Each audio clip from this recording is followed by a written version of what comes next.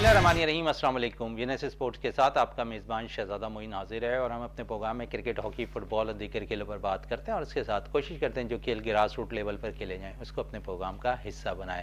Quetta Gladiators ने कल match ज़रूर हार गई, लेकिन लोगों के दिल ज़रूर जीत लिए मुल्तान के अंदर। मुल्तान ने कल के मैच में 13 रन से कामयाबी हासिल की है और इस कामयाबी के साथ मुल्तान सुल्तान ने टूर्नामेंट में अपने टॉप पोजीशन हासिल कर लिया है। इसी सारे सूरत-ए-हाल पे बात करेंगे और सिंध गेम्स के हवाले से भी अपने प्रोग्राम के अंदर बात करेंगे। इस वक्त हमारे साथ मौजूद है हमारे साथी स्पोर्ट्स एनालिस्ट हैं अतर जी, हमारे साथ यहाँ पर मौजूद हैं। उनके साथ साथ है हमारे प्रोग्राम का हिस्सा और हमारा पार्ट जमील अहमद साहब हमारे साथ मौजूद हैं, स्पोर्ट्स एनालिस्ट हैं, इनसे भी बात करेंगे। कल के मैच पे बात करेंगे और आज जो मैच है खेला जाना है पेशावर और इस्लामाबाद यूनाइटेड के दरमियान, उस पर भी सूरत-ए-हाल पे भी बात करेंगे। गो के मैच में अभी कुछ देर बाकी है, यकीनन टॉस जब होगा तो हम सारे सूरत-ए-हाल से भी बात करेंगे और टीम में तब्दीली के हवाले से भी बात करेंगे, कौन सी तब्दीली होती दिखाई दे रही है या नहीं। और फिर कराची में हम देखेंगे कि 28 तारीख से बाकायदा PSL 9 के मैचेस का भी आगाज हो जाएगा। गो कि अब कराची भी टीमें पहुंचना शुरू हो गई हैं और होटल में कायम भी कर रही हैं और प्रैक्टिस सेशन भी कल से बाकायदा तौर पर होगा। इस हवाले से भी बात करेंगे। तो अतर जी की तरफ चलते हैं। सबसे पहले अतर जी, PSL 9 का आगाज हुआ और बड़ी टीमें, अगर हम लाहौर कलंदर्स की बात करें, मैच में कामयाबी लाहौर कलंदर्स से चौथे मैच में हासिल किया, लेकिन ओवरऑल कैसा देख रहे हैं लाहौर कलंदर्स की टीम को? बहुत बहुत शुक्रिया शहजादा मोइन साहब, आपने जो है यूनेस चैनल के थ्रू आपने जो है PSL 9 पे बात की और इस हवाले से एक मौका दिया बात करने का। लाहौर कलंदर की जहाँ तक बात की जाए, देखें लास्ट 2 सेशन जो है उसमें लाहौर कलंदर ने जो है ट्रॉफी विन की और लास्ट 6 में जो थे वो बिल्कुल तकरीबन लास्ट पोजीशन पर रही। तो ये शहनशाह अफरीदी को जो है क्रेडिट जाता था एज ए कैप्टन, जो लास्ट 2 PSL जो है वो जीते। लेकिन आपने देखा होगा यहाँ पर शहनशाह अफरीदी की जो कैप्टनसी है वो एक्सपोज हुई। यहाँ पर आपने देखा होगा, ये सुना भी होगा, जहाँ राशिद खान जो है अफगानिस्तान के राइट आर्म लेग स्पिनर, जहाँ पे वो उनके साथ एज ए कैप्टनसी में काफ़ी उनका एक रोल था, तो इस दफ़ा इंजरी की वजह से वो पार्टिसिपेट नहीं कर सके लाहौर कलंदर की साइड से। और आपने देखा कि हमें काफ़ी खामी नजर आई लाहौर कलंदर की टीम में। जिस तरीके से लाहौर कलंदर की टीम पिछले लास्ट 2 सेशन में परफॉर्म कर रही थी, इस तरह 9 में इस तरह से वो परफॉर्म ना कर सकी। और इसकी मेन वजह जो है मैं समझता हूँ कैप्टनसी की है। लास्ट मैच में भी आपने देखा, जिस मैच में जो है वो लास्ट ओवर में जो रन चेज हो गए और स्पिनर्स को बॉलर दे दी गई, उस वक्त जो रजा हसन जो है उनको सही तरीके से यूज़ नहीं किया गया। सिकंदर रजा जो जिम्बाब्वे के जो स्पिनर हैं, ऑलराउंडर हैं, उनको उनके बारे में कहा जा रहा है कि उनको प्रॉपर तरीके से यूटिलाइज नहीं कर रहा लाहौर कलंदर। जिस तरीके से उनको एक एज ए ऑलराउंडर उनको यूज़ किया जाता, तो मैं समझता हूँ कि उनकी परफॉर्मेंस ज़्यादा बेहतर हो सकती है। ज़्यादा बेहतर मजीद और भी बात करेंगे। जमील साहब हमारे साथ मौजूद है। जमील साहब, कल है मुल्तान और कोयटा के हवाले के मैच के हवाले से थोड़ी सी बात कर रहे हैं। 13 रन से शिकस्त हुई है कोयटा को, तो आप समझते हैं कि मुल्तान सुल्तान जिसकी बॉलिंग इस वक्त अगर हम देखें तो ऐसा लगता है कि तेज़ बॉलर नहीं है, लेकिन जो बॉलर उसके बाद मीडियम पेसर है, बड़ी तबाही की, और खासकर मोहम्मद अली की बात करें जिन्हें एक टेस्ट मैच जरूर पाकिस्तान की नुमाइंदगी का मौका मिला, लेकिन इस PSL में अब तक वो सबसे ज़्यादा मुतासिर करने वाले बॉलर हैं। कल भी उन्होंने 3 विकेटें हासिल की। इसमें कोई शक नहीं है कि मोहम्मद अली ने इस वक्त 13 विकेटों के साथ जो है ना टॉप पर हैं वो, और जिस तरह की थ्रू आउट उन्होंने इस पूरे टूर्नामेंट के अंदर बॉलिंग की है ना, वो आप कल जो है ना आप देखें दुनिया के मतलब ये कि मायानाज प्लेयर जो है जैसन रॉय को उसने मेडिन ओवर किया और बेबस करके जो है ना, मतलब मैं समझता हूँ मैंने जो देखा है वो बेबस करके ही मतलब उसको आउट किया।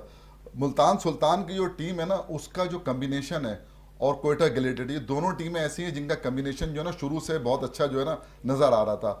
अच्छा, जो भी ये मतलब इसमें चेंजेस करते हैं तो वो आप देख लें कि उससे जो है इनकी टीम को फ़ायदा हो रहा है। मिसाल के तौर पर इन्होंने 3 वो की चेंजेस की कल इन्होंने जो है ना तैयब ताहिर को खिलाया है। रन तो किया ना तैयब, मैं वही तो कह रहा हूँ, नहीं जो भी कर रहे हैं फ़ायदा हो रहा है, मैं ये कह रहा हूँ। तैयब ताहिर को खिलाया है, फिर आफ्ताब इब्राहिम को खिलाया है, फिर उस्मान खान को खिलाया है। ये 3 चेंजेस उन्होंने किए और तीनों ही इनके मतलब ये कि दोनों तो अच्छी वो कर दिए परफॉर्मेंस और कम्बिनेशन। देखिए मैं आपको बताऊं, ये मैच जो है कोयटा ग्लैडिएटर्स, इन्होंने 180 रन बनाए ना, कोयटा ने पकड़ा हुआ था मैच। 131 रन थे इनके 17 ओवर में, आखिर के 3 ओवर में 49 रन बने। वो यानी कि समझ लें कि आमिर जो डेथ ओवर में सबसे अच्छी बॉलिंग कर रहे थे पूरे PSL में, कल उनकी जो है ना मतलब मार लग गई है।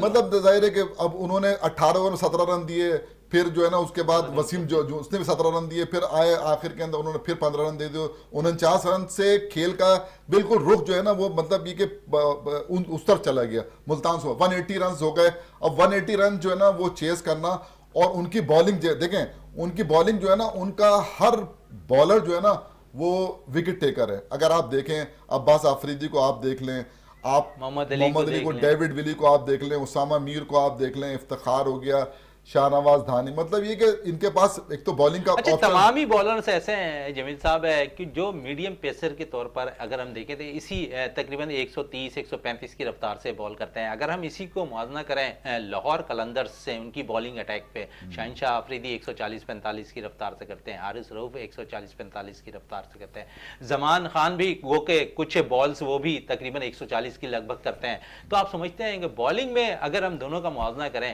तो पाकिस्तान जो टीम है उसकी तमाम जो बॉलर्स हैं, अगर देखें तो 90% बॉलर्स लाहौर कलंदर्स के मौजूद हैं। लेकिन दूसरी तरफ जो परफॉर्मेंस नजर आ रही है इससे पीएसएल के अंदर मुल्तान सुल्तान की बॉलिंग की, तो आपको बेहतर एज हासिल होता हुआ नजर आ रहा है मुल्तान सुल्तान को ओवरऑल तमाम ही टीमों के उसके बॉलर्स के ऊपर, फास्ट बॉलिंग के शोबे की बात कर रहा हूं। इसमें तो कोई शक नहीं है ना। देखें अब वो जो शहनशाह अफरीदी हो गए, हारिस रऊफ, जमान खान, ये तीनों ही मतलब ये कि तेज बॉलर कहलाते हैं। लेकिन एक बात बताऊं मैं आपको, T20 क्रिकेट जो है ना दिमाग का खेल है, सिंपल सी बात। इससे पहले यही बॉलर्स थे जो दो दफा टाइटल जिताया है इन्होंने, जिताया है ना इन्होंने, तो हर साल थोड़ी मतलब ये कि वही 2 साल तो कंटिन्यू जिताया ना, जिता दिया ना, और हारे भी तो हैं फिर 6 साल, और ऐसे हारे हैं। जब सोहेल अख्तर कप्तान बनाया था तब वो भी टाइम देख लेना आप, 2 साल जीतने के बाद आज 5 मैच फिर क्यों लगातार हारे, क्या वर्किंग है आपकी, ये भी तो सवालिया निशान है ना। आपकी जो बॉलिंग है ना एक्सपोज हो गई है। देखें 195 रन इन्होंने किए, क्या कहते हैं, और ये मतलब इन्होंने करवा दिए इस्लामाबाद से, 187 कोयटा के खिलाफ किए, करवा दिए, 175 किए, करवा दिए, 166 किए, करवा दिए। वो जो भी जिनके खिलाफ भी इनके मैचेस हुए हैं तो इन्होंने मतलब ये कि वो मतलब ये कि इनके बॉलर जो है डिफेंड नहीं कर सके, ये कम स्कोर नहीं थे। तो आपको यहां पर इनकी जो आप बॉलिंग की बात कर रहे हैं ना, ये सवालिया निशान उठता है इनकी बॉलिंग के ऊपर कि किस तरह की मतलब ये कि बॉलिंग कर रहे हैं और किस तरह।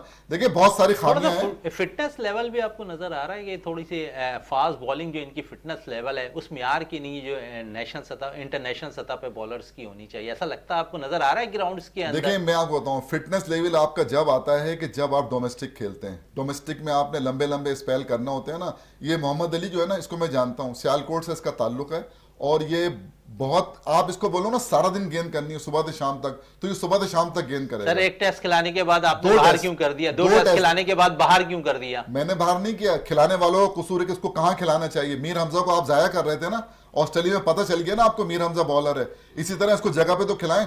आप 18 वो बना के पिचेस बना के और जो है ना उसको आपने वो कर दिया। वो डोमेस्टिक की कारकर्दगी की बुनियाद पर आया था टीम में। ये देखिए कोई हर जरूरी नहीं है कि अगर 2 टेस्ट मैच में उससे परफॉर्म नहीं हो तो हम ला नहीं सकते उसको, अगर जरूरत है तो हम ला सकते हैं।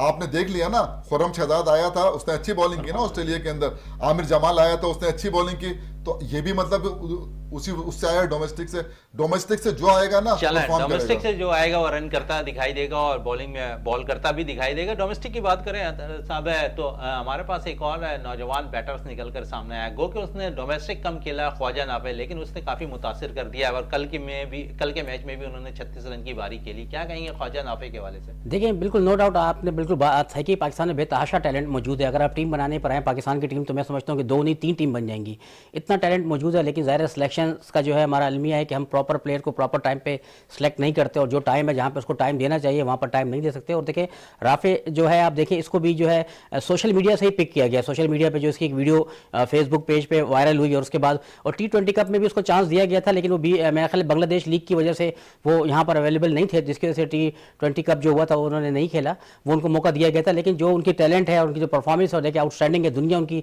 तारीफ कर रही है। जिस तरह से उन्होंने लाहौर कलंदर के खिलाफ पाकिस्तान को मैच जिताया, लाहौर कलंदर के खिलाफ कोयटा को जिस तरह का मैच जिताया, उसमें वर्ल्ड क्लास बॉलिंग थी, हम कह सकते हैं कि वर्ल्ड क्लास बॉलिंग थी। जिस तरीके से उन्होंने उनके खिलाफ बैटिंग की, इससे अच्छा बॉलिंग अटैक पाकिस्तान का दुनिया में माना जाना बॉलिंग अटैक है। हारिस रऊफ को आप देख लें, शहनशाह अफरीदी को ले, जमान खान को, जिस तरीके से उन्होंने उनके ऊपर खेला, जिस तरह कॉन्फिडेंस उन्होंने शो किया। और एक अच्छे प्लेयर की खूबी क्या होती है, मैं हमेशा ये बात करता हूँ कि हमारे पास भी बड़े लेजेंड प्लेयर हैं, अच्छे प्लेयर टीम में मौजूद है, लेकिन अच्छे प्लेयर की खूबी ये होती है कि वो मैच को फिनिश करे। अगर वो मैच को लेकर किया है 25-30 रन उसने बना लिए तो उसको चाहिए कि 50 की तरफ जाए, 50 से 70-80 कर रहे हो, 100 कर रहे हो, मैच को फिनिश कर रहे हो और अपनी टीम को, अपनी फ्रेंचाइज को जो है वो मैच जीत कर रहे हो। तो ये एक अच्छी खूबी होती है एक प्लेयर की, और यही हमने ख्वाजा राफे में हमने देखा कि ख्वाजा कि किस तरीके से उन्होंने लाहौर कलंदर के खिलाफ मैच को फिनिश किया। कल का मैच भी जो हुआ, उन्होंने बहुत अच्छे तरीके से मैच को लेकर जा रहे थे, लेकिन वो उनकी हार्ड लक रही कि वो मैच को फिनिश नहीं कर सके। तो मैं समझता हूँ कि बेतहाशा टैलेंट मौजूद है और ये एक अच्छा पाकिस्तान के पास एक अच्छा टैलेंट है और आने वाले वक्त में एक बेहतरीन सर्व कर सकता है, सरमाया साबित हो सकता है। जमीन साहब, मोहम्मद रिजवान बड़ी जबरदस्त फॉर्म में नजर आ रहा है, क्या कहेंगे रिजवान के हवाले से? और ओवरऑल उनकी कप्तानी को भी आप बहुत गहरी निगाह से देख सकते हैं इसके अंदर, क्योंकि T20 में पाकिस्तान ने अभी तक बोर्ड ने तो शहनशाह अफरीदी को नामजद कर दिया, लेकिन अब देखते हैं क्योंकि उन्होंने सीरीज टू सीरीज करनी है, तो आप समझते हैं कि रिजवान की कप्तानी की झलक आपको नजर आ रही है कि वो इंटरनेशनल सतह पर जो है पाकिस्तान की कप्तानी करते दिखाई दे T20 के अंदर? उन्होंने अपने बॉलर्स का इस्तेमाल बड़ा जबरदस्त किया है इस अब तक जितने भी मैचेस मुल्तान सुल्तान ने खेले। देखें, मैं तो एक बात जानता हूं कि हमें मुल्क के लिए सोचना चाहिए। अगर मुल्क के लिए रिजवान जो है ना, मतलब नो डाउट ये 6 फ्रेंचाइज खेल रही है ना, सबसे अच्छी कप्तानी जो है ना वो रिजवान कर रहे हैं। ये नहीं सिर्फ उनको जो है ना बॉलर का इस्तेमाल भी आता है, किस वक्त किसको लेकर आना है, किस वक्त, ये चीज जो है ना ये हमें शहनशाह अफरीदी में नजर नहीं आ रही है। लेकिन दूसरी चीज एक और ग्राउंड के अंदर देखा है हमने मोहम्मद रिजवान के हवाले से, जमील साहब, है कि फील्डर से खुद भी उनसे कैचेस छूटे हैं, लेकिन बैकअप करते जरूर नजर आए, वो हौसला देते जरूर नजर आए। कप्तान का काम ही होता है कि टीम को उठा के रखे। अगर कोई अच्छा कप्तान है उसका तो ये इन्हीं प्लेयरों से खेलना है ना, तो अगर इन्हीं को वो गिरा देगा तो कहां से फिर इनसे वो लेगा? कारकर्दगी लेनी होती है ना, कप्तान का काम होता है, ये 11 की टीम होती है ना, इनसे वो लेनी है। अब अगर ऐसा कोई वक्त आ जाए, जैसे मिसाल के तौर पर मैं हैरान हूं कि खुशदिल शाह से 4 कैच छूटे हैं इस उसके अंदर, हालांकि वो इतना बुरा फील्डर नहीं है, लेकिन छूट गए अब 4 कैच, तो क्या करेगा आदमी? टोटल 19-20 कैच छूट चुके हैं अब तक इस उसके अंदर, PSL के अंदर। देखिए, रिजवान की कप्तानी और शहनशाह अफरीदी की कप्तानी में अब इस वक्त जमीन आसमान का फर्क नजर आ रहा है। रिजवान जो कप्तानी कर रहे हैं ना, जो लड़का लेते हैं उससे काम लेते हैं और परफॉर्मेंस लेते हैं और टीम उनकी जीत के ट्रैक के ऊपर है। इस वक्त जो है ना वो टेबल पर नंबर 1 है, टॉप के ऊपर है ना वो। अच्छा, इसी तरह अगर आप शहनशाह अफरीदी को देखें तो उसने 2 मैचों के अंदर इतनी खराब कप्तानी की है ना। देखें, आपके पास अगर तीन प्लेयर आपके पास हैं टॉप की, मतलब ये कि साफदादा फरहान रन कर रहा है ऊपर से, और क्या कहते हैं फखर जमान जो है ना उससे स्कोर नहीं हो रहा, वेंडर डूसन जो है ना वो रन कर रहे हैं। तो चौथे नंबर के ऊपर आपको, जब आपने ओवरसीज प्लेयर लिए हैं ना, तो शाह होप आपके पास है, सिकंदर रजा आपके पास है, तो क्या वजह है यार कि आप एहसन भट्टी को बैटिंग करने के लिए भेज रहे हो और जो है उसके साथ वो जो जादाद खान को भेज रहे हो? जादाद खान और एहसन भट्टी से कहीं बेहतर प्लेयर हैं। कार्लोस ब्रैथवेट को आप खिला रहे हैं 2 गेंदों के लिए, खेलने के लिए आया है। तो यार आप तो अब देखें, जो बात हो रही है ना वो ये हो रही है कि जिस तरह रिजवान अपने खिलाड़ियों का, प्लेयरों का इस्तेमाल कर रहे हैं ना, ये शहनशाह अफरीदी नहीं कर रहे। ओवरसीज प्लेयर को अगर आप यानी ये जो चौथे और 5वें नंबर पे जिनको आप भेज रहे हो, कल का जो मैच है ना इन्होंने मरवाया है 22 गेंदों पे, इन दोनों ने मिलकर, दोनों का बता रहा हूं मैं, 33 रन बनाए। उन 22 गेंदों पे कम से कम 45-50 रन की जरूरत थी उस वक्त जब वेंडर डूसन खेल रहा था। तो आपने तो मैच अपने हाथ से खराब किए। अगर आप चौथे नंबर के ऊपर भेज देते ना इन लोगों को 5वें 6ठे नंबर पे, तो मैं समझता हूं कि ये जो मैच, इतना क्लोज मैच जाने के बाद, आपको पता है 121 रन बने आखिर के 10 ओवर में, जो मुल्तान उसने पेशावर ज़ल्मी ने बनाया, और 119 रन जो है ना इन्होंने भी बना दिए थे। तो अब अगर मतलब इस तरह के मतलब मुकाबले हो रहे हैं, तो आपको कहां अपने बॉलर को, आपको याद होगा लाहौर कलंदर ने जब कराची से मैच हो रहा था तो आखिरी ओवर एहसान भट्टी से कराया है। आप मुझे बताएं यार, आपके पास जो है जो जॉर्ज लिंडे जो है ना मतलब मौजूद था, और उस मैच के अंदर हैरान कुन तौर पर सिकंदर रजा ने एक भी ओवर नहीं किया। तो कैसी कप्तानी कर रहे हैं? चलें, कैसी कप्तानी पे सेलेक्टर्स को भी बड़ी निगाह रखनी चाहिए। इस पे मजीद और बात करेंगे अतर जी साहब। इस्लामाबाद यूनाइटेड, शादाब खान की परफॉर्मेंस ओवरऑल अगर हम देखें तो बाज़ मैचेस में अच्छी होती है, बाज़ में नहीं, लेकिन कप्तानी की क्योंकि बात हो रही है, क्योंकि इसके बाद हम देखेंगे कि न्यूजीलैंड की टीम पाकिस्तान के दौरे पर आएगी T20 सीरीज खेलने 5 वहाँ पर है, क्योंकि सीरीज टू सीरीज है, कप्तानी के बोर्ड ने फैसले किए हुए हैं। तो शहनशाह अफरीदी को अब कप्तान देख रहे हैं, क्योंकि मैंने रिजवान के हवाले से तो बात कर ली, शादाब के हवाले से आप क्या कहेंगे? जी बिल्कुल, शादाब के बाद जैसे कि जमीर साहब ने भी आपसे बात की रिजवान के कैप्टनसी के हवाले से और शाहिन अफरीदी के हवाले से, इसी बात को मैं आगे बढ़ाता हुआ आपने शादाब के हवाले से पूछा, तो शादाब भी एक अच्छे एज ए कैप्टन अगर आप बात करें तो एक फाइटर कैप्टन है, फाइट करते हैं, लड़ते हैं, और आपको ज़रूरत भी होती है कि T20 में जब आप एज ए कैप्टन जब आप रिप्रेजेंट कर रहे हो टीम को, तो आपको फाइटिंग स्पिरिट नज़र आनी चाहिए कि आखिरी बॉल तक आप लड़ें। तो शादाब खान में हमने ये चीज़ देखी है कि जब भी उनको कप्तानी का मौका मिला, चाहे फ्रेंचाइज हो चाहे नेशनल टीम हो, जब भी वो एज ए कैप्टन आपने उनको देखा तो वो लड़ते हुए और टीम को लड़ाते हुए और एक जज्बा और जुनून उनके अंदर नज़र आता है।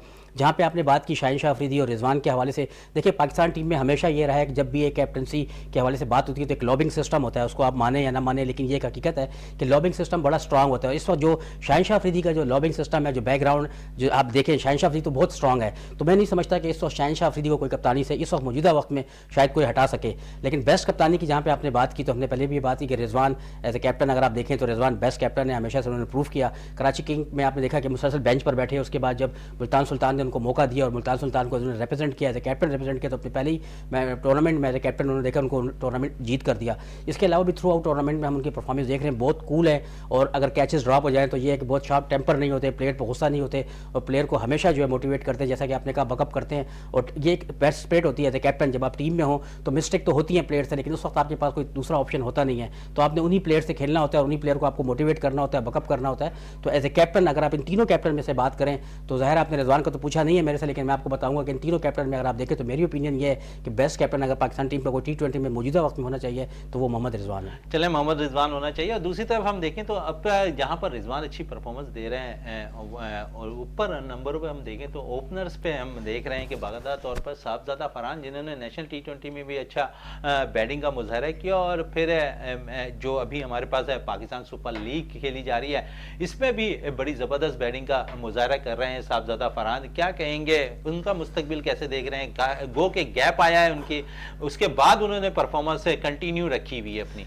जी बहुत अच्छा सवाल आपने किया एज ए ओपनर, क्योंकि मैं इसी में बात करना चाह रहा था कि इस वक्त आप देखिए पाकिस्तान मौजूदा टीम जो आप फ्रेंचाइज देख रहे हैं और मौजूदा जो परफॉर्मेंस आप देख रहे हैं एज ए ओपनर, तो पाकिस्तान के पास एक बहुत अच्छी लॉट मौजूद है एज ए ओपनर। आपके पास आपको समझ में नहीं आता कि आप ओपनर किससे ओपन करवाएं। जाहिर है जिसका जिस वक्त जिसका सोर्स है, जिसकी कमांड है, वो अपने हिसाब से जो है बैटिंग ऑर्डर अपने नंबर को फिट कर रहा है पाकिस्तान टीम में। लेकिन अगर आप एज ए ओपनर देखें, आपने देखा होगा कि ये कोयटा ग्लेटर के जो ओपनर हैं जो बैटिंग कर रहे हैं लेफ्ट हैंड सऊद शकील को आप देखें, आउटस्टैंडिंग परफॉर्मेंस। अभी मैं उनकी प्रैक्टिस और नेट सेशन देख रहा था बिफोर PSL, और मैंने ये अपने मुख्तलिफ सोशल मीडिया प्लेटफॉर्म पे कही भी है, जो हनीफ मलिक है ये उनको क्रेडिट जाता है। हनीफ मलिक ने बेतहाशा जो है उनको ट्रेनिंग कराई PSL से शुरू से पहले। मैंने खुद उनको ग्राउंड में ट्रेनिंग करते हुए देखा, 200-250 बॉलर के साथ वो ट्रेनिंग करवा रहे थे, और अपनी जो सर्कल के अंदर खेलने हैं, किस तरीके से आपने सर्कल के अंदर खेलना है, कैसे आपने 6 ओवर में सर्कल के अंदर है, पावर हिटिंग आपने किस तरह करनी है, तो उन्होंने बड़ा ज़बरदस्त ट्रेनिंग की और उन्होंने हमें शो किया।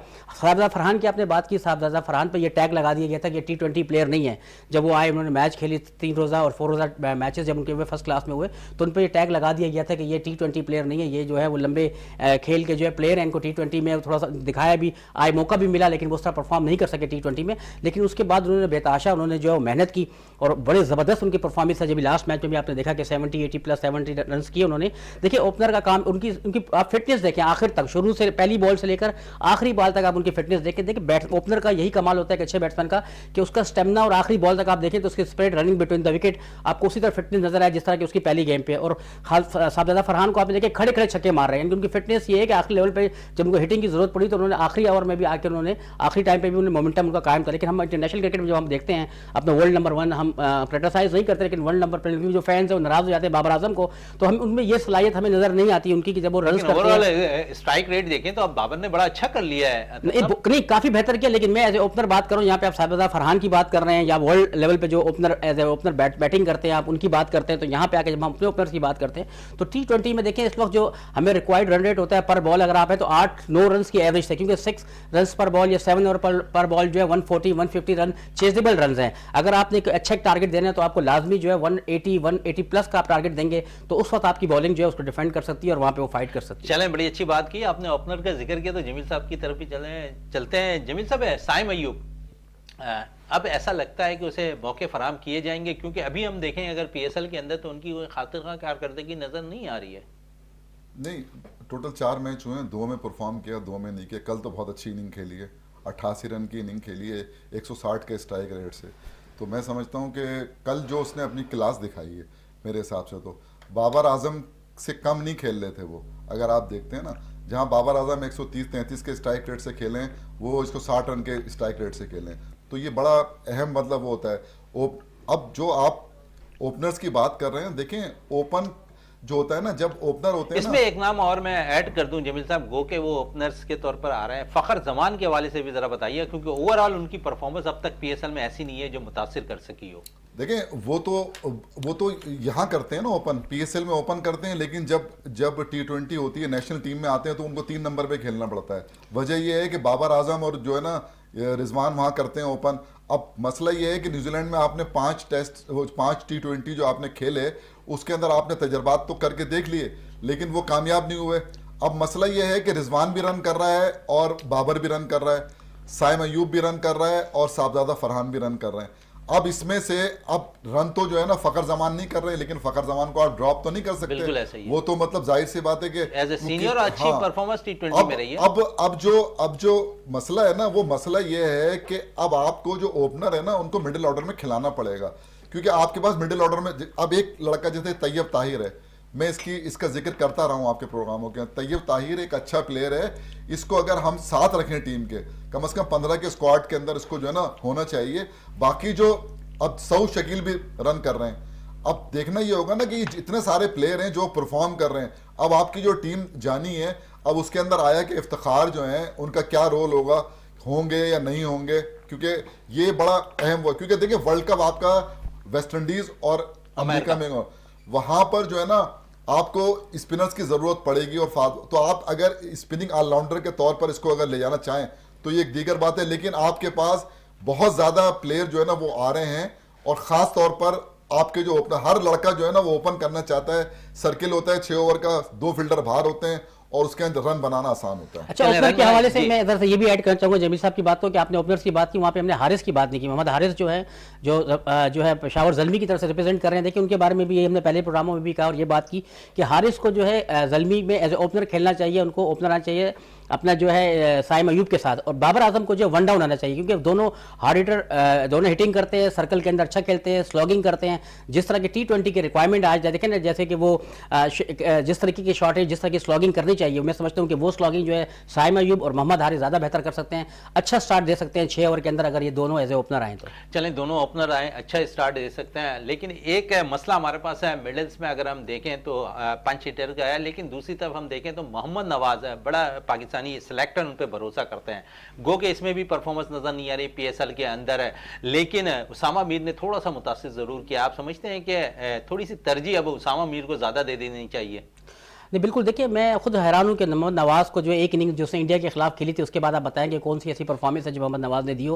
मुसलसल उनका फेलियर आ रहा है, परफॉर्म नहीं कर सकते। लेकिन मैं इमाद वसीम के ऊपर और दूसरे जितने मिडल और लेफ्ट आर्म स्पिनर्स के तौर पर आप देखें तो उनको तरजीह दी जाती है। तो उसामा मीर ने जो जिस तरीके से इंप्रूवमेंट किया वर्ल्ड कप का मैच गो के, उन्होंने बड़ा ईजी सिंपल कैच ड्रॉप कर दिया था, जिसकी वजह से पाकिस्तान वो मैच हार भी गया। अगर वो आउट कर लेता और फिर वाटसन ने जिस तरह के रन बनाए तो वो एक अलग चीज़ है। उसके बाद उन्होंने काफ़ी अच्छे कैचेस भी किए बाउंड्री पर जाकर, क्रिकेट का गेम का एक हिस्सा है। लेकिन ये कि जो फैंस हैं और क्रिकेट सेलेक्टर्स हैं बड़े डिसअपॉइंटेड हुए थे उस कैच से कि पाकिस्तान की टीम बहुत पीछे चली गई थी। लेकिन ये कि अब जिस तरह की परफॉर्मेंस कर रहे हैं और जिस तरीके से अपने आप को इंप्रूव किया है, तो मैं समझता हूं कि उनको दोबारा एक और नौजवान की बात करूंगा, मेहरान मुमताज है, अच्छा ऑलराउंडर निकल कर आ रहा है। जमील साहब आपने काफ़ी उस पर बातें भी की हैं मेहरान मुमताज़ के हवाले से। गो के हम बहुत ज़्यादा अमाद वसीम पे रिलाइव कर रहे हैं, फिर मोहम्मद नवाज़, और फिर जो बातें आ रही हैं उसामा मीर के हवाले से।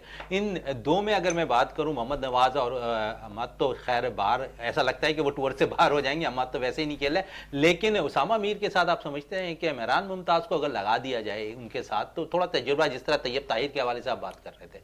देखें एबटाबाद से खेले थे ये T20 के अंदर, और बहुत अच्छी उनकी वो थी कारकर्दगी, और उनकी बॉलिंग जो है ना वो बहुत ज़बरदस्त थी। और एज ए ऑलराउंडर मैं ये समझता हूँ कि अभी उनको ज़ाहिर है मौका नहीं मिला है, लेकिन मेरी ज़ाती राय के अंदर जो है ना वो एक ऐसे प्लेयर हैं कि जिनको जो है ना अगर PSL में मौका मिलता है और वो परफॉर्म करते हैं तो उनको जो है ना ज़रूर जो है ना तरजीह दी जाना चाहिए। क्योंकि उन्होंने जिस तरह खेला है, उनकी टीम गो के फाइनल हार गई एबटाबाद की, लेकिन फाइनल तक लाने में शहाब और इनका बहुत बड़ा रोल था। तो मैं समझता हूँ एक तो सज्जाद थे, शहाब था, और एक ये था लड़का जो है ना मेहरान मुमताज़। तो इनको जो है ना इस टाइप के जो प्लेयर होते हैं ना, इनको जो है ना आप वो नहीं करें, नज़र में ज़रूर रखें इनको। मैं जो एक बात मतलब लेकिन करता जमील साहब, हम तजिया निगार एज ए एंकर पर्सन, हमारी कोशिश होती है कि जो लड़का परफॉर्म करे उसे जरूर हाईलाइट करें। सेलेक्टर की निगाहें क्यों नहीं वहां तक पहुंचती? हम आपने भी उसके हवाले से पूरी ब्रीफ कर दी, हमें भी पता है उसकी परफॉर्मेंस के हवाले से, तो सेलेक्टर्स क्या उन पर नजर नहीं रख पाते हैं, या फिर शायद ऐसा लगता है कि गुमनाम कर देते हैं ऐसे प्लेयर्स को? देखिए मैं आपको बताऊं, ये काम होता है दिलेरी का काम, कि एक नए लड़के को अगर आप मौका दे रहे हैं ना, तो आप जो है ना, आप ये समझ रहे हैं कि यार मतलब अगर नवाज की जगह मैं इसको लेके गया तो पता नहीं जो है ना, ऐसा कुछ भी नहीं है। मतलब ये कि नवाज भी इसी तरह आए थे ना, तो नवाज की कारकर्दगी जो अभी इन्होंने बताई है ना अतर भाई ने, तो वो वाकई उनकी कारकर्दगी है ना, उसका तसलसल नहीं है। तो अब जब नहीं है तसलसल और एक ऐसा प्लेयर आपके पास मौजूद है ना जिसकी आप बात कर बदल है एक, बिल्कुल है, तो आप उसको जो है ना मतलब कैंप में बुलाएं ना, उसको कैंप में बुलाएं, 1 हफ्ते 2 हफ्ते का जो कैंप लगे उसके में बुलाएं, और अगर वो आता है जब टीम अनाउंस करने से पहले जो है ना उसको चेक करें। अगर वो अच्छी बॉलिंग करता है, मैं तो समझता हूँ अच्छी बॉलिंग करता है और वो अच्छा एक ऑलराउंडर है, और उसको जो है पाकिस्तानी टीम के अंदर होना चाहिए, पाकिस्तानी टीम के अंदर होना चाहिए। क्योंकि मैच है 7 बजे शुरू होना है, पेशावर ज़ल्मी और इस्लामाबाद यूनाइटेड का, और इस्लामाबाद यूनाइटेड ने आज के मैच में टॉस जीता है और पहले फील्डिंग करने का फैसला किया है। इस पर मजीद भी बात करेंगे। अच्छा साहब, किस टीम को आप देख रहे हैं आज के मैच में फेवरेट है? इस्लामाबाद ने तो टॉस जीता, फील्डिंग करने का फैसला कर लिया, और चेज बड़े आसानी से होता हुआ दिखाई दे रहा है इस PSL के अंदर 9 में। जी बिल्कुल, आज का मैच बड़ा अच्छा अहम मैच है और बहुत अच्छा मैच है पेशावर ज़ल्मी का और इस्लामाबाद यूनाइटेड का। लेकिन जिस तरह की परफॉर्मेंस जो है पेशावर ज़ल्मी ने लास्ट मैच में जिस तरह दी है परफॉर्मेंस, जिस तरह साइम अयूब ने जिस तरह बैटिंग की है, आउटस्टैंडिंग बैटिंग की है, वो बैड लक रहे, हार्ड लक उनकी तरह रही कि वो सेंचुरी नहीं कर सके। नहीं तो इस सीज़न की पहली सेंचुरी जो है उनकी होती है, डोसा की दूसरी सेंचुरी होती है। बड़े क्लोज होकर वो आउट हुए, उनके पास टाइम भी था, ओवर्स भी बाकी थे। बहरहाल पेशावर ज़ल्मी और बाबर आजम का जिस तरह स्ट्राइक रेट है, और आप देखें अभी तक बाबर आजम और साइम अयूब की जो सेंचुरी की पार्टनरशिप हो चुकी है, ये चौथी सेंचुरी पार्टनरशिप थी जो कल साइम अयूब और बाबर आजम के दरमियान हुई अभी तक इनके PSL के अंदर। तो दोनों जोड़ी जो है वो फॉर्म में है। और दूसरी तरफ अगर आप देखें इस्लामाबाद यूनाइटेड की, तो इस्लामाबाद यूनाइटेड की टीम भी जो आउटस्टैंडिंग परफॉर्म कर रही है with the bat and ball दोनों के साथ। और आपने पिछले मैच में देखा था कि जिस तरह के शदाब खान ने फिनिश किया, अभी तक जो एक बैड लक रही है, मैं समझता हूँ कि आजम खान की परफॉर्मेंस उस तरह इस्लामाबाद यूनाइटेड से अभी तक उस तरह परफॉर्म नहीं दे सक रहे जिस तरह की वो दुनिया की लीग में देते हैं, जिस तरह की उनसे उम्मीदें वाबस्ता है। गो के मोहम्मद हफीज़ ने ये बात की थी कि इस वक्त जो है T20 वर्ल्ड कप में जो है मोहम्मद आजम खान को जो है वो as a reserve wicket keeper team के साथ रखना चाहिए, जिस तरह के पिंच हिटर हैं, जिस तरह मिडिल ऑर्डर में आके। क्या कसूर है हसीबुल्ला का फिर? नहीं देखिए, मैं तो हसीबुल्ला को भी मौका मिलना चाहिए, लेकिन मैं बात करूं मोहम्मद हफीज़ की, एज ए सेलेक्टर बात करूं। हसीब भी बेहतरीन नहीं है ना सेलेक्टर, नहीं अब तो नहीं है, लेकिन एज ए क्रिकेट एक्सपर्ट उनकी एक बात है, उनकी राय है। बिल्कुल हसीबुल्ला को भी एक चांस देना चाहिए भरपूर, क्योंकि लास्ट सीरीज में भी उनको भरपूर मौका नहीं मिला था। और हमने जो है आजम खान को तो आजमा भी चुके, अब इस लीग में भी काफ़ी उम्मीदें वाबस्ता है आजम खान से कि अगर वो जिस तरह के स्लॉगिंग आपको ज़रूरत होती है मिडिल ऑर्डर में जाकर, जिस तरह के इफ्तिखार बैटिंग करते हैं, समटाइम वो करते हैं समटाइम नहीं करते, जिस तरह से कुछ अरसे तक आसिफ अली जो है वो बाबर आजम के दुलारे आंखों का तारा जिस तरह है वो, और वो अपने साथ पेशावर इस्लामाबाद यूनाइटेड से उनको लेकर एज ए पंच हिटर, तो आपको जरूरत पड़ती है इस तरह के हिटर की। जाहिर है चलें, इस तरह की हिटर की जरूरत पड़ती है। एक और लेग स्पिनर की बात कर लें, आया छाया और छाता चला जा रहा है, मैच जिता दिया उसने। आरिफ याकूब के हवाले से क्या कहेंगे? आरिफ याकूब ने कल भी बहुत अच्छी बॉलिंग की है और 3 ओवर में 21 रन दिए, कोई आउट नहीं किया, अलग बात है। लेकिन ये है कि ऐसे जैसे प्लेयर वो खेल रहे थे, जिस रन रेट्स जा रहे थे वो, तो उसने जो है ना आके ब्रेक लगाया। आरिफ याकूब जो है तो पूरी क्रिकेट यहाँ कराची में खेली, आपको पता है, और ये T20 से वो उभर कर आए थे, जिस तरह आपने मेहरान मुमताज़ की बात की है, और फिर उन्होंने पेशावर ज़ल्मी ने मतलब पिक किया और अब वो खेल रहे हैं। तो बात ये है कि इनको अभी प्रूफ कर रहे हैं, ये अभी मैचेस इनके बाकी हैं, तो ये जो आने वाले मैचेस हैं इसके अंदर, जैसे आज इनका मैच है तो इसमें इनको कारकर्दगी दिखानी है। अच्छे बॉलर हैं क्योंकि ये और पक्के बॉलर हैं, क्योंकि जो प्लेयर नीचे से आते हैं, काफी अर्से तक वो कराची से खेलते रहे जमील साहब है, लेकिन सेलेक्टर्स की, कराची के सेलेक्टर्स की निगाहें वहां तक नहीं गई। और फिर हमने देखा कि सिंध प्रीमियर लीग में अच्छी बॉलिंग की उन्होंने, फिर SNGPL की जानिब से खेल रहे थे, वहां बड़ी ज़बरदस्त बॉलिंग का मुजाहरा किया। क्या वजह थी कि कराची के लोग उन्हें सेलेक्ट करने से कासिर नजर आए काफ़ी अरसे तक? देखें 4 साल तक जो है वो तो सिस्टम ही बिल्कुल जो है ना डिफरेंट था, क्योंकि उसमें तो ना कोई एसोसिएशन थी, ना अमल दखल था ही नहीं, तो ये कोचेस जो है ये डायरेक्ट मतलब वो करते थे। अब उनकी नज़र में वो नहीं आए उस वक्त, लेकिन अब चूँकि जब एसोसिएशन आई और जब सिस्टम चेंज हुआ, तो उसके बाद जब टीमें बनी हैं तो उसके अंदर जब वो आए और उन्होंने परफॉर्म किया, उसी कारकर्दगी T20 कारकर्दगी के ऊपर ही जो है ना वो सिंध प्रीमियर लीग ले लें या जो फर्स्ट क्लास जो SNGPL से खेलें वो ले लें, तो अब PSL ले लें। क्योंकि आप काफी बातें जमील साहब करते हैं ग्रास रूट लेवल की, और इन्होंने जो क्रिकेट खेली है वाकई वो ग्रास रूट लेवल से निकलकर सामने आए हैं। इसमें कोई शक नहीं है कि जी बोलिए जी नहीं मैं आप बात करें, आप फिनिश करें, आप करें सर, आप जी अदर साहब आप ही करें। नहीं मैं स्पिनर्स बात कर रहा था, जहाँ पे आपने स्पिनर्स की बात की वहाँ पे सिंध प्रीमियर लीग का भी जिक्र हुआ, तो मैं चाह रहा था उस्मान तारिक की भी बात करना साथ साथ। जमील साहब की बात को मैं आगे बढ़ाना चाह रहा था कि आउटस्टैंडिंग उनकी भी परफॉर्मेंस थी as a spinner, orthodox spinner है, और दूसरा गेंद तो उनका बिल्कुल समझ भी नहीं आता बॉलर को, खासकर जब उस्मान तारिक जो पोस्ट करते हैं, जब गेंद को करते हुए रुकते हैं, उसमें बॉलर जो बैट्समैन है वो रिसीव होता है काफी ज्यादा। और अभी आपने देखा होगा सिंध प्रीमियर लीग में जिस तरह हैदराबाद बहादुर का उन्होंने हाल किया, मिसबाह उल हक ने खुद भी कहा कि हमें तबाह और बर्बाद कर दिया। उस्मान तारिक ने जिस तरह की बॉलिंग की 5 ओवर में उन्होंने 27 आउट किए और टूर्नामेंट में उन्होंने 12 आउट किए, बेस्ट बॉलर टूर्नामेंट का वो खिलाए। और आप देखें कि बेहतरीन कराची के पाकिस्तान के बेहतरीन बॉलर, पाकिस्तान की टीम के बेहतरीन बॉलर जो है उस लीग का हिस्सा थे, लेकिन उसमें जो उस्मान तारिक जिस तरह ग्रास रूट लेवल पर आए, मैंने उनका नेट सेशन देखा, उनकी प्रैक्टिस देखी, जिस ग्राउंड पर वो खेलते रहे, जहाँ पर उन्होंने खेला है और जिस तरीके से उन्होंने मेहनत की। और देखिए ये हम जब प्लेयर्स की बात करते हैं कि किसी प्लेयर के जो बगैर पर्ची के और सिर्फ अपनी मेहनत पे जो प्लेयर आता है, तो एक एग्जांपल है, मेरी अपनी आंखों की देखा हुआ हाल है उस्मान तारिक का, जिस तरीके से उन्होंने मेहनत की, ग्रास रूट लेवल पर वो आए, उन्होंने अपने जो है लोकल टूर्नामेंट्स में परफॉर्म किया। वहाँ से जब वो आए कराची का नाइट टूर्नामेंट जब उन्होंने खेला, मोइन खान अकेडमी में जो नाइट टूर्नामेंट है, वहाँ से उनको पिक किया नदीम उमर ने, मैं क्रेडिट उनको भी जाता है। नदीम उमर साहब जो है जोन 6 के इसके कोयटा ग्लेडिएटर के जो ऑनर्स है, मैं उनको क्रेडिट यहाँ पर दूंगा कि उन्होंने, क्योंकि उस्मान तारिक के सदर हैं इस वक्त, जी RCA के सदर नदीम उमर साहब को मैं क्रेडिट यहाँ पर देना चाहूंगा। देखिए जो बात आंखों का देखा हाल है, मैं इस चीज का चश्मदीद गवाह हूँ कि विदाउट किसी सिफारिश के, किसी पर्ची के, अपने टैलेंट पर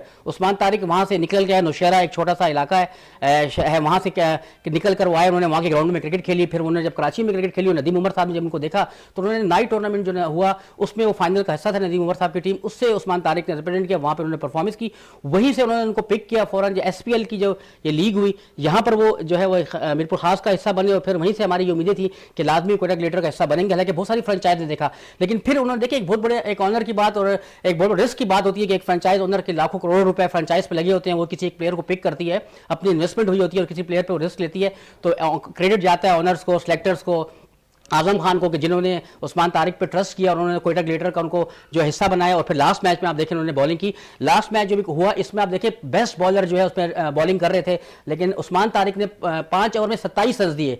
T20 में 4 ओवर में 27 रन देना, मैं समझता हूँ ये बहुत जबरदस्त अचीवमेंट है उस्मान तारिक के हवाले से आप बात कर रहे थे। आज के मैच में थोड़ी बात कर लें जमील साहब, दोनों टीमों में अगर हम देखें तो बैटिंग का एज अगर हम देखें तो इस वक्त इस्लामाबाद यूनाइटेड को हासिल है। आप समझते हैं कि जहां पर इस्लामाबाद ने टॉस जीतकर पहले फील्डिंग का फैसला किया है, उनके जो पंच हिटर, क्योंकि कुछ देर पहले आजम खान की बात हो रही थी और आजम खान उस किस्म की परफॉर्मेंस अब तक नहीं दे पाए हैं, बहुत ज़्यादा ज़रूरत है अगर निचले नंबरों पर आकर ज़रूरत पड़ी, क्योंकि 15-20 बॉलों पर अगर 40-45 रन ज़रूरत और आजम का नंबर भी उसी वक्त आता है, तो आजम का किरदार बड़ा अहम रहेगा आज के मैच के लिए। नहीं, मैं तो समझता हूँ कि बैटिंग अगर आप इस वक्त जो परफॉर्म कर रही है उसको देखते हैं तो पेशावर की बैटिंग जो है ना वो ज़्यादा बेहतर परफॉर्म कर रही है। इन्होंने तो एक मैच के अंदर सिर्फ जो पहला मैच हुआ है ओपनिंग मैच, उसके अंदर इन्होंने मैच 195 रन जो चेस किए थे, वो एक अच्छा मैच खेला है, वरना तो दूसरे मैच में 144, तीसरे में 138, तो इनका तो कोई इतना अच्छा वो नहीं है। क्योंकि देखें ना तो इनके जो है ना कॉलन मनरो चल रहे हैं, ना जो है ना सिर्फ एक सलमान अली आगा चल रहे हैं। एक मैच के अंदर जो है ये इन्होंने खुद अच्छी बैटिंग की थी ऊपर आके पहले मैच के शादाब ने, बाकी जो मिडिल ऑर्डर है उनकी वो भी मतलब ये कि रन नहीं कर रही, खासतौर पर आजम खान भी रन नहीं कर रहे। तो बात ये है कि जो अगर आप देखते हैं तो मैं समझता हूँ मुझे जो मुतवाज़िन टीम है इस वक्त वो पेशावर की ज़्यादा नज़र आ रही है बनिस्बत इसके। वो अलग बात है कि उनके लड़के अब, क्योंकि परफॉर्म जो इनका तो हर लड़का कर रहा है ना परफॉर्म, अब जो टीम इनकी कॉम्बिनेशन बना है वो ज़बरदस्त बना है। उनका टीम कॉम्बिनेशन और इनके टीम कॉम्बिनेशन में ज़रा मुझे फ़र्क नज़र आ रहा है, क्योंकि अब क्या कहते हैं साइम अयूब भी रन कर रहा है, बाबर आजम भी रन कर रहा है, राउन पाउल भी रन कर रहा है। आज के मैच में पेशावर ज़ल्मी को एज हासिल है इस्लामाबाद यूनाइटेड के खिलाफ। जी अतर भाई। नहीं, मैं जमील साहब की बात से यहाँ पे ज़्यादा इख्तिलाफात रख सकते हैं, मैं इख्तिलाफ करूँगा यहाँ से, क्योंकि कोयटा की अगर आप बैटिंग देखें तो कोयटा जब इस्लामाबाद यूनाइटेड की आप बैटिंग देखें तो उसमें ओपनर से लेकर मिडिल ऑर्डर में भी उनके पास बैटिंग मौजूद है। जबकि आप अगर पेशावर ज़ल्मी में देखें तो यहाँ पे ओपनर साइम अयूब और बाबर आजम, यहाँ फिर वही बात है जैसे पाकिस्तान की टीम पूरा डिपेंड करती है बाबर आजम पे, इस तरह पेशावर ज़ल्मी भी पूरा डिपेंड करती है बाबर आजम पे। अगर बाबर आजम रन कर गए तो पेशावर ज़ल्मी को आप एज दे सकते हैं। साइम भी रन कर रहे हैं, देखिए साइम का जो रन है, साइम देखकर पिछले मैचेस में फेल हुआ, एक ही मैच में जो प्रॉपर रन है ओपनर उसने किए वो उसी एक ही इनिंग्स में रन किए। मैंने आपको बताया ना कि ओपन में अगर उससे बाबर आजम खड़ा रह गया उसके साथ तो टीम अच्छे अचीव कर सकती है पेशावर ज़ल्मी, अदरवाइज मैं समझता हूँ कि इस्लामाबाद को एज हासिल है। चलें, इस कितने मुत्तफिक नजर आ रहे हैं इनकी बात से अतर जी। नहीं, ये सही बात है, मतलब इसमें कोई वो नहीं है। देखिए हारिस अभी तक है, उनका बल्ला नहीं चला है। नहीं, देखिए हर एक का अपना अपना एक वो है, जी। इनका पॉइंट ऑफ व्यू है। देखिए मैं आपको बताऊं, मैं ये देख रहा हूँ कि इन्होंने जो आखिर के 2 मैच खेले हैं ना पेशावर ज़ल्मी ने, ये बहुत अच्छे खेले हैं और जीते हैं। ये उन्होंने आखिर के 2 मैच जो है ना वो जो खेले हैं वो हारे हैं। उनकी बैटिंग टोटल फ्लॉप हुई है, 144 रन 138 रन, तो उनकी बैटिंग अगर देखें कोलन मनरो जो है वो बिल्कुल जो है ना मतलब आउट ऑफ फॉर्म है, और आजम खान 2 जो है ना इनके पास जो अब सलमान अली आगा हैं जो तसलसल के साथ रन कर रहे हैं एक मैच के अंदर इन्होंने। ये अलग बात है कि जब पूरी बैटिंग इनकी जब चलेगी तो आप कह सकते हैं ना, अभी तो बैटिंग 3 मैचों में चली नहीं है इनकी इस्लामाबाद यूनाइटेड, मेरी जाती राय है। चलें, आपकी जाती राय है, लेकिन दूसरी तरफ थोड़ी सी हम बात कर लें जमील साहब है, क्योंकि आईपीएल भी होनी है इसके बाद और न्यूजीलैंड को दौरा पाकिस्तान भी करना है। लेकिन अब खबरें ये आ रही हैं कि आईपीएल के बाइस है जो है न्यूजीलैंड की जो सीनियर क्रिकेटर्स हैं वो पाकिस्तान के दौरे पर नहीं आएंगे। कितना फर्क आ जाएगा यहाँ पर आप आईपीएल जैसी लीग पे नेशनल टीम को छोड़कर उनके सीनियर प्लेयर जो आईपीएल खेलते दिखाई देंगे? भाई आपको शायद याद होगा कि पिछले मरतबा जब टूर किया था क्या कहते हैं न्यूजीलैंड ने, तो टेस्ट मैच में तो उनकी टीम आई थी पूरी। उसके बाद कुछ वक्फे के बाद जब उनसे हमारे वनडे जब मैचेस हुए तो उसके अंदर उनके 5 से 6 अच्छे लड़के, बल्कि 7 लड़के मेरे ख्याल में, वो जो है ना वो नहीं आए थे। उसकी वजह भी वही आईपीएल था, समझे ना। और अब फिर वही देखें जितने भी वो हैं वो आईपीएल को तरजीह देते हैं। इतना जहाँ जितना पैसा और फेम वहाँ पर है वो मैं नहीं समझता कि जो है ना वो अब जो शेड्यूल बना है वो 13 से 23 के दरमियान इनके शायद जो है ना अप्रैल के अंदर 14 से 28 हो गया। अब 14 से 28 के दरमियान अप्रैल के अंदर इनके मैचेस होने हैं। अब वही टाइमिंग जो है ना वो जाहिर है क्लैश जाहिर वो भी है। अतर साहब क्या कहेंगे इसी? जी बिल्कुल, जैसे आपने आईपीएल के हवाले से बात की तो ये तो हम शुरू से बात करते रहे हैं कि IPL Indian cricket board BCCI जो है वो आईसीसी उनके फुल कंट्रोल में है। मतलब जिस तरह के वो अपनी मनमानी करवाना चाहते हैं वो करवाते हैं। हालांकि होना ये चाहिए कि फर्स्ट प्रायोरिटी अपनी नेशनल क्रिकेट टूर्नामेंट को होना चाहिए। जो न्यूजीलैंड की टीम यहाँ पाकिस्तान आ रही है, लेकिन एक अलमिया ये भी और सोचने वाली बात ये भी जो पाकिस्तान की बी टीम भी है सी टीम भी है वो पाकिस्तान को इतना बुरा हरा के चली जाती है। टाइम कम है, बड़े जबरदस्त सवाल चल रहे थे, जवाब भी उसके साथ साथ। जमील साहब आपका बहुत शुक्रिया, जी आपका बहुत बहुत शुक्रिया। प्रोग्राम का इख्तिताम करते हैं इस दुआ के साथ कि पाकिस्तान में खेल और खिलाड़ी तरक्की करते रहें और पाकिस्तान का सबसे लाली परचम दुनिया भर में रोशन रहे। इसी के साथ अपने मेज़बान शहजादा मोइन को इजाज़त दें। पाकिस्तान जिंदाबाद। लेकिन जाते जाते 18वीं सिंध गेम्स के हवाले से हमने टेनिस के हवाले से, क्योंकि इख्तितामी लम्हात चल रहे हैं अब मैचेस के, तो हमने एक छोटा सा पैकेज तैयार किया था, वो पैकेज भी देखते जाए। बिल्कुल 18वें जो है गेम्स का आगाज़ हुआ और अब आखिरी दिन चल रहा है इस सिंध गेम्स के जो 18वें मुनक्किद हुए। तवील अरसे के बाद ये गेम मुनक्किद हुए हैं और इसमें टेनिस के मुकाबले इस वक्त नया नाज़माबाद है ग्राउंड पर जारी है और यहाँ पर टाइटल है जो सिंध 18वीं सिंध गेम्स का है ख़वातीन का टेनिस का, वो कराची ने जीत लिया है। और कराची की टीम ख़वातीन की तो जीत गई है लेकिन मर्दों के मुकाबले अभी बाकी हैं। लेकिन ओवरऑल क्या कुछ इस सिंध गेम्स के अंदर टेनिस में रहा, ये सब कुछ हम आपको अब दिखाएंगे और ऑर्गेनाइज़र से भी बात कराएंगे और मेहमान गिरामी से भी जो यहाँ पर आएंगे उनसे भी मुलाकात कराएंगे और खिलाड़ियों से भी इस टूर्नामेंट के हवाले से ज़रूर बात करेंगे। आइए चलते हैं उनके पास और उनसे बात करते हैं। Very much. वो जो 42 खेल जो इस सिंध गेम्स के अंदर शामिल किए गए हैं वो सारे के सारे जो हैं उनके एसोसिएशन ने और खिलाड़ियों ने 4000 खिलाड़ी और टेक्निकल ऑफिसर हैं उन्होंने वार्मली वेलकम किया है कि 6 साल के बाद 2018 की चीज़ अब उसके बाद 2024 में हो रही है। ये तो बहुत बड़ी बात है। और के पार्टिसिपेट जुनायद अली शाह साहब जो हैं वो उन्होंने माशाल्लाह इनिशिएटिव लिया। मुझे बहुत खुशी हो रही है टू बी वेरी ऑनेस्ट, क्योंकि मैं खुद उसी टीम का हिस्सा हूँ और हमने एक्सपेक्ट नहीं किया था कि फ़ीमेल्स टीम जो है वो विनर रहेगी इस टूर्नामेंट में। दूसरी बात ये है कि दूसरे डिस्ट्रिक्ट जितने भी डिस्ट्रिक्ट आए थे उनकी भी फ़ीमेल्स एथलीट थे, उन्होंने भी काफ़ी अच्छी कारकर्दगी दिखाई and I wish them all luck कि नेक्स्ट टाइम जब वो आएँ तो उससे बेहतर खेलें। एंड आज हमारा बॉयज़ का फाइनल है, इंशाल्लाह वो भी हम ट्रॉफी जीत जाएंगे। First of all thank you so much Shahzada कि आपने मुझे मदद किया है इस क्लिप के लिए। आपने जो सवालात किया उसका एक छोटा सा सिर्फ मुख्तसर सा जवाब दूंगी। जब इतने बड़े इवेंट हों तो छोटे छोटे ब्लंडर होते हैं और उसको नज़रअंदाज करना चाहिए। और दूसरी चीज़, ये इनिशिएटिव अगर सिंध गेम 6 सालों बाद आए या किसी भी वजह से आया है तो ये आ रहा है तो उसको अप्रिशिएट करने की बजाय आप उसको तनकीद की नज़र से ना रखो, क्योंकि बच्चों को कम्पिटिशन बहुत अच्छा आ रहा है। बिकॉज मैं खुद कम्पिटिशन कमेटी मेंबर का हिस्सा भी हूँ। अल्हम्दुलिल्लाह हर चीज़ देख रहे हैं, ऊँच नीच होती रहती है। और दूसरी चीज़, ऐसे इवेंट सिर्फ 6 साल बाद नहीं, हर साल होनी चाहिए। बिल्कुल, यहाँ पर हमने खिलाड़ियों से भी बात कराई, ऑर्गेनाइज़र से भी बात कराई और सब ने 18वें सिंध गेम्स को खुशाइन करार दिया और खिलाड़ियों के साथ साथ ऑर्गेनाइज़र का भी यही कहना था कि ऐसे टूर्नामेंट हर साल मुनक्किद होने चाहिए ताकि खिलाड़ियों के साथ साथ ऑर्गेनाइजिंग जो कमेटी है वो भी अपना रोल है जो है सिंध के अंदर अपना किरदार अदा करते दिखाई दे। शहजादा मोइन, वीनस टीवी, कराची।